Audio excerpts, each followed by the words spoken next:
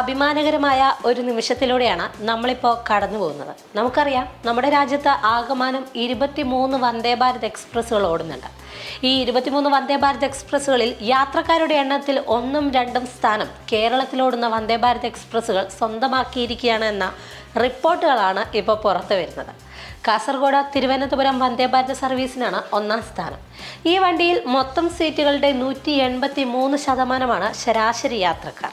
തിരുവനന്തപുരത്ത് നിന്ന് കാസർഗോട്ടേക്ക് പോകുന്ന സർവീസാണ് 2ാം സ്ഥാനത്തുള്ളത്.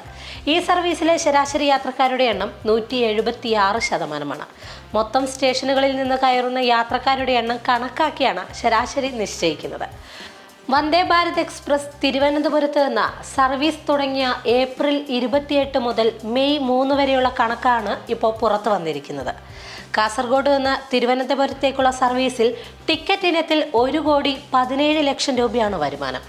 ഏപ്രിൽ 28-ന് തിരുവനന്തപുരം കാസർഗോഡ് സർവീസിൽ 19.5 ലക്ഷം രൂപയാണ് ടിക്കറ്റ് ഇനത്തിലെ വരുമാനം. ഏപ്രിൽ 29-ന് 20.30 ലക്ഷവും, ഏപ്രിൽ 30-ന് 20.50 ലക്ഷം, മെയ് 1-ന് 20.1 ലക്ഷവും, മെയ് 2-ന് 18.2 ലക്ഷവും, മെയ് 3-ന് 18 ലക്ഷവും എന്നിങ്ങനെ പോകുന്നു വരുമാനം. തിരുവനന്തപുരത്ത് നിന്ന് കാസർഗോട്ടേക്കുള്ള സർവീസിൽ ശരാശരി 18 ലക്ഷം രൂപയാണ് ടിക്കറ്റ് കളക്ഷൻ. ഈ കാലയളവിൽ വന്ദേ ഭാരത് എക്സ്പ്രസിൽ യാത്ര ചെയ്തത് 27,000 പേരാണ്. 31,412 ബുക്കിംഗ് ആണ് അന്നുണ്ടായത്. ഗാന്ധിനഗർ മുംബൈ സെൻട്രൽ വന്ദേ ഭാരത് എക്സ്പ്രസ് ആണ് കേരളത്തിൻ്റെ വന്ദേ ഭാരതുകൾക്ക് പിന്നിലുള്ളത്. 134% ഈ റൂട്ടിലെ വണ്ടിയിലെ യാത്രക്കാരുടെ എണ്ണം. കേരളത്തിലെ വണ്ടികളുടെ യാത്രക്കാരുടെ നിരക്കും 3ാം സ്ഥാനത്തുള്ള സർവീസിലെ നിരക്കും തമ്മിൽ 50%-ലേറെ വ്യത്യാസമുണ്ട്. അതായത്, ഇന്ത്യയിലെ ഏറ്റവും വലിയ മെട്രോ നഗരമായ മുംബൈയിൽ നിന്ന് ഗുജറാത്ത് വരെയുള്ള വന്ദേ ഭാരത് എക്സ്പ്രസിനെയും ഏറെ പിന്നിലാക്കിയാണ് കേരളത്തിലെ വന്ദേ ഭാരത് മുന്നേറുന്നത് എന്നതാണ് ശ്രദ്ധേയം. 46 റൂട്ടുകളിലായി 23 ജോഡി വന്ദേ ഭാരത് എക്സ്പ്രസ്സുകളാണ് രാജ്യത്താകെ സർവീസ് നടത്തുന്നത്.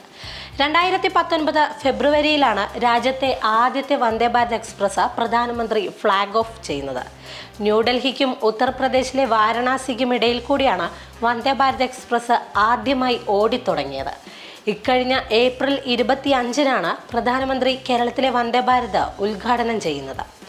വിമാനങ്ങളിലേതിന് സമാനമായ സൗകര്യങ്ങളോടുകൂടിയുള്ള ആധുനിക തീവണ്ടികളാണ് വന്ദേ ഭാരത് എക്സ്പ്രസ്സുകൾ.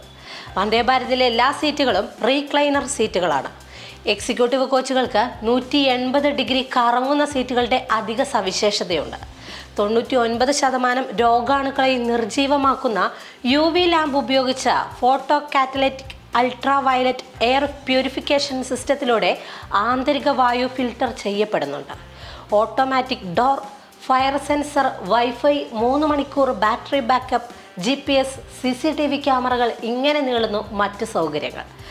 വന്ദേ ഭാരതിലെ വിശാലമായ ജനാലകൾ പുറം കാഴ്ച ആവോളം ആസ്വദിക്കാൻ വഴിയൊരുക്കുന്നുമുണ്ട്. ഒപ്പം ബാഗേജിന് വേണ്ടി കോച്ചുകളിൽ കൂടുതൽ സ്ഥലവും സജ്ജീകരിച്ചിട്ടുണ്ട്. ഇതൊക്കെയാണ് പ്രധാനമായും വന്ദേ ഭാരത് ട്രെയിനുകളുടെ പ്രധാന സവിശേഷതകൾ. സംഭവം എന്തൊക്കെയായാലും രാജ്യത്താകമാനം ഓടുന്ന വന്ദേ ഭാരത് എക്സ്പ്രസ്സുകളിൽ യാത്രക്കാരുടെ എണ്ണത്തിൽ 1ഉം 2ഉം സ്ഥാനം കേരളത്തിലോടുന്ന വന്ദേ ഭാരത് എക്സ്പ്രസ്സുകൾ സ്വന്തമാക്കിയെന്ന റിപ്പോർട്ട് പുറത്തു വരുമ്പോൾ കേരളത്തിലെ വന്ദേ ഭാരതിന് ഇത് അഭിമാന നിമിഷം തന്നെയാണ്.